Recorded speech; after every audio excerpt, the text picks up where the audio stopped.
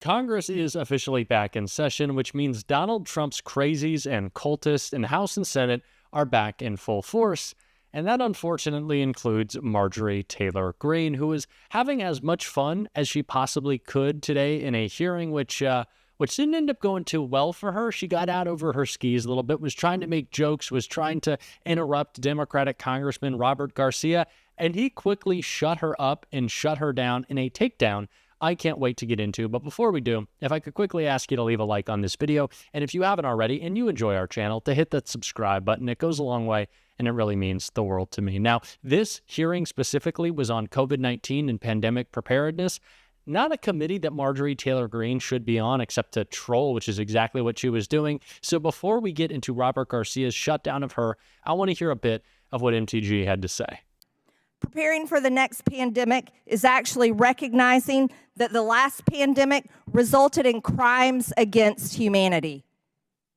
People that perpetuated and continue to perpetuate these crimes need to be prosecuted.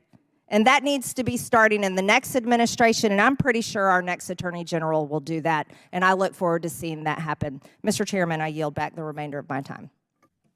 Now, these clips have only become so much more important, relevant, and scary with the announcement that Donald Trump is nominating RFK Jr. to head up the HHS, the Health and Human Services Secretary. RFK Jr. will be, if he is confirmed through the Senate. And that should absolutely terrify us, considering the vaccine skepticism, the anti-science behavior, attitudes, and conspiracies out of the right wing, especially with Marjorie Taylor Greene. This is a scary individual, and she needed to be shut down, which is exactly what happened with Democratic Congressman Robert Garcia in this clip right here. I'm hoping that there's two critical changes that I think are really important on the federal level, bills that I've been working on. I want to note this for all of you. I'm very concerned that still the Department of Health and Human Services does not have the same emergency buying power that the Department of Defense has. When we went through the pandemic, much of the purchasing of PPE and testing went through DoD because they have emergency power to purchase in bulk and purchase and kind of cut the red tape. That power does not exist for Health and Human Services, where I personally and many others believe is where those purchases and where that direction should be coming from.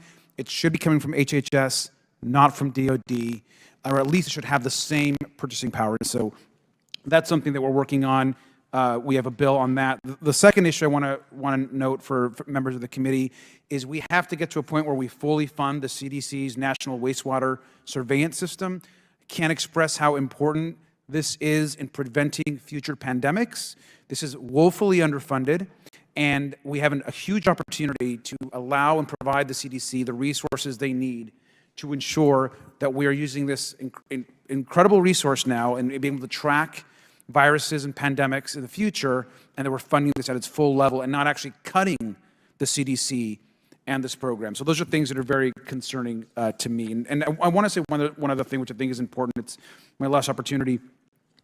Dr. Tabak, I know you're with the NIH, and I just wanted you to just briefly mention what the NIH's responsibility is to prevent pandemics, as this committee is working on. So we support and conduct the research that informs the actions of my colleagues on this panel. We do long-term basic discovery to learn about viruses. We develop key infrastructure so that we can be responsive in identifying newly emergent organisms. We set up appropriate model systems to test the efficacy of potential countermeasures. We have GMP manufacturing facility. And Doctor, I would correct to assume that this is a completely nonpartisan organization. The work, it's essential to our nation's security and preparedness. I've met folks that I've worked with at the NIH and immense respect for the scientists, doctors, workers that are there. Would you agree it's completely a nonpartisan type of work? Yes, we certainly are not. Then I want to just leave us, as a final thought. I'm very, very concerned that someone that could be entrusted with our nation's health, RFK Jr., has recently said, and I quote, that he plans to have a big role in the administration as it relates to health, and has just days ago pledged to gut the NIH, firing hundreds of scientists and researchers on day one. And I'm going to show, this is from ABC News, the headline that just appeared a few days ago, which, if we're talking about pandemic preparedness, and with all due respect to the committee and the work, the fact that we're considering to bring somebody on with no scientific or medical credentials, who's falsely claimed for decades that vaccines cause autism, who has, quite frankly, said just outrageous comments about science and medicine, that this person would come in to gut the NIH, I think is shameful. I think is shameful. And Ms. Greene, you can clap all you want, but it is shameful, it's dangerous, and if this committee is about pandemic prevention, we should be very concerned as a country that RFK Jr. could be put in charge of health when he is a vaccine denier and has caused great harm to the American public.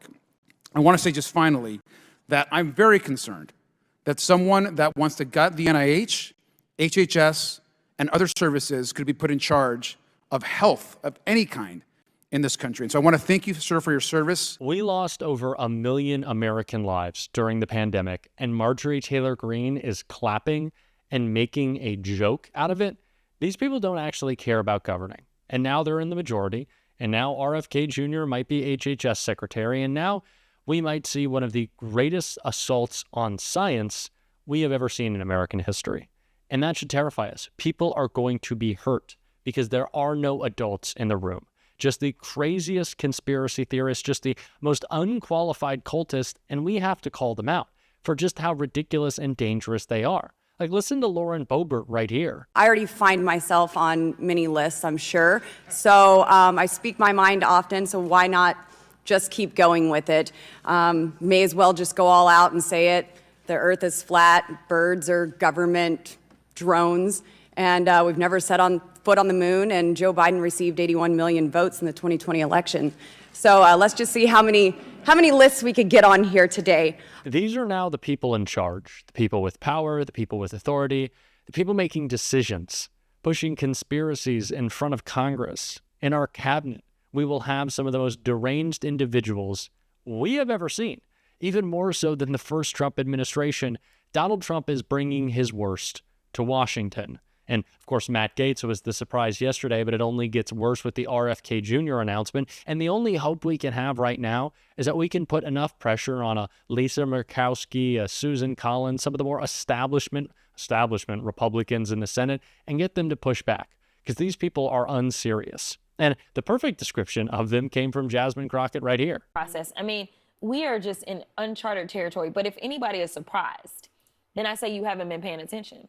Because the reality is that we have someone that is not qualified morally or otherwise to be president of the United States. So why would his appointments be qualified? These are people that have railed against diversity, equity, and inclusion, trying to say that diverse candidates are somehow not qualified. But the reality is that what they want to do is more of this, is put people that are not qualified in and say, well, you know what, because he's my homeboy, he is qualified. That's not enough. That is what the good old boy system has always been about. And it's why we have not ever reached our maximum potential, because we do take the real qualified people out of the running because they don't bend the knee or because culturally their background is a little different. MAGA wants to complain about the DEI hires that they espouse to be all across the country and in our government, but look at the type of people that Donald Trump is appointing to his cabinet. The only reason that they're there is because they're loyal to him. What qualifications does Peter Hegseth have to be Secretary of Defense besides the fact that he's going to kiss Donald Trump's ass and lie on behalf of him? That's it. He'll go after the generals in the military who disagree with Donald Trump because, as Kamala Harris tried to warn us about, he's focused on his enemy list first and foremost. These are unserious people with deeply serious consequences that we have to continue to call out, which is exactly what Elizabeth Warren was doing in this clip right here. Many things I disagree with Marco Rubio on, and I haven't decided yet about voting for him, but he is qualified. He has experience. We may have differences that would cause me to say, I don't think that he should be Secretary of State, and we'll go through that. We'll listen to the hearings. I want to hear very carefully from him. But what we're talking about with people like Matt Gaetz is very different from what we're talking about with people like Marco Rubio. And we just have to keep that in mind. But do understand with Matt Gaetz, and you've already made this point, he's not the only one out there who is unqualified and who raises whole questions like Tulsi Gabbard does. You really want her to have all of the secrets of the United States and our defense intelligence agencies when she has so clearly been in Putin's pocket? That just has to be a hard no. It is so crazy to think that Marco Rubio, someone who I vehemently disagree with, like Elizabeth Warren said, was kind of the first appointment announced in Donald Trump's administration, kind of this faux calm sense of security that we got, thinking, oh, maybe it won't be all that crazy. And boy, were we wrong. Because there's a difference between Republicans we can disagree with and Republicans who are just crazy, who are just conspiracy theorists, and who will just make our lives worse and endanger literal children in the case of RFK Jr. Going after vaccines, going after science, we should all be scared. And it's our job to call them out. And that's what we're going to do on this show every single day. And if you want to support that, as always, you can hit that subscribe button. You can leave a like on this video. And if you stuck around to the end, you can drop a blue heart in the comments. Until next time, I'll see you soon.